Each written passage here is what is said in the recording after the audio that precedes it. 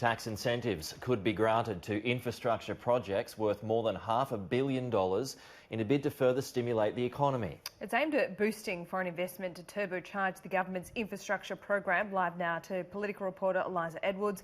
Eliza, how would it work, and are there questions over how effective it might be?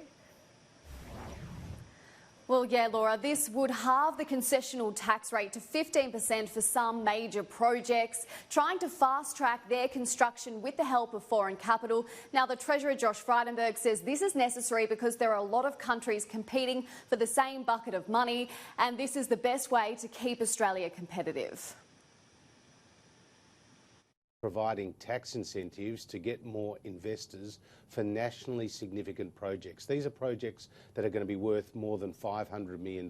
These are projects that could be in the energy field, the water field, they can relate to telecommunications or indeed to transport infrastructure. They'll need to be ticked off by the Treasurer, namely myself, when they meet a certain set of criteria, and then they will attract a tax incentive for doing that. And this will be the way that we as a country can remain competitive.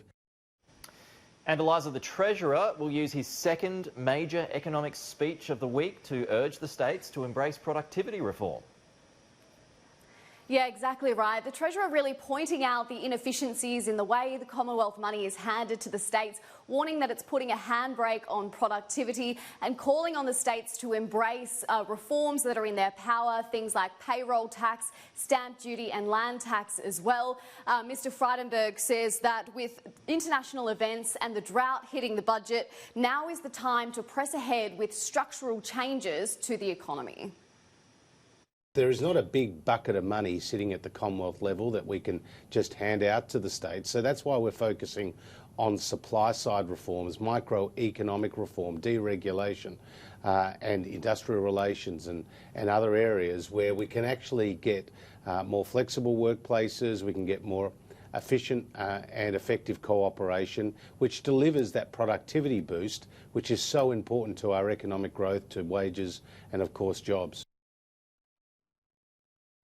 So this speech really putting the onus on the states to do more. We'll have to see how they react to this call to action. Laura, Eliza, thank you.